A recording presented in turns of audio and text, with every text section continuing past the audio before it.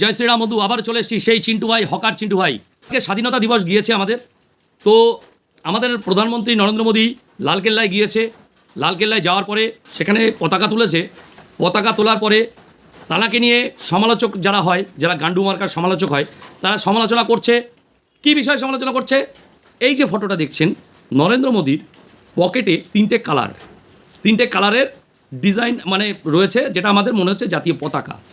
তো এবার একটু বলি, কেউ বলছে যে পতাকাটাকে উল্টো লাগানো হয়েছে। গান্ডু মার্কা লোক যারা হয় তারা বলছে পতাকাটা উল্টো লাগানো হয়েছে।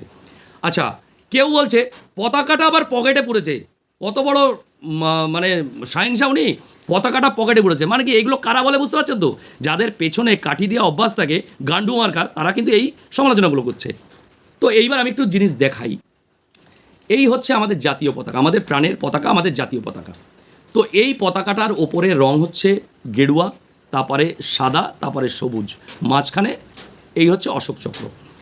তো এখন এই পতাকাটা যদি আমি এরকম ছাড়লে তাহলে কি হচ্ছে, পতাকাটা যদি আমি এরকম ছাড়ি, কালারটা এদিকে আসছে, ঠিক আছে, গেরুয়াটা কিন্তু এদিকে আসছে, গেরুয়াটা, তারপরে সাদা, তারপরে সবুজ। তাহলে পকেটে কী ছিল?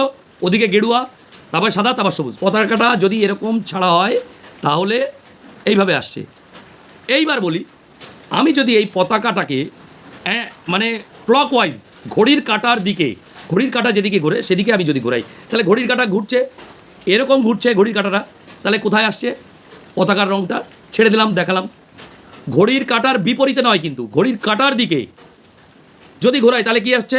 পতাকার রঙটা আসছে এদিকে, তারপরে সাদা, তারপরে সবুজ। বোঝাতে পারলাম? আর আরেকটু বলি, এইবার যে পতাকার মানে কিছু কোড অফ কন্ডাক্ট আছে, যে পতাকা কতটা আয়তক্ষেত্রে বা কিভাবে থাকবে, কিভাবে হবে, সেটাও বলেনি। যারা পতাকা নিয়ে সমালোচনা করেছিস, নরেন্দ্র মোদীর পকেটে যেটা ছিল সেখানে কিন্তু আমাদের এই পতাকার রং ছিল, অশোক চক্র কিন্তু ছিল না। তো সুতরাং সেটা কিন্তু আমার পতাকা ধরা যাবে না, সেটা জাস্ট ডিজাইন। থাকতেই পারে বিভিন্ন 3 রকমের কাপড় থাকতেই পারে, তো সেটা জাস্ট ডিজাইন ছিল। ওই নরেন্দ্র মোদীকে ওইখানে লালকেল্লায় যারা পাঠিয়েছে না, ওই নরেন্দ্র মোদীর পিছনে আইএস থাকে কতগুলো, যারা ইউপিএসসি পরীক্ষা দিয়ে আসে, সেই আইএস অফিসাররা তারা ডিজাইন করে, তারা সাজিয়ে গুছিয়ে নরেন্দ্র মোদীকে পাঠায়।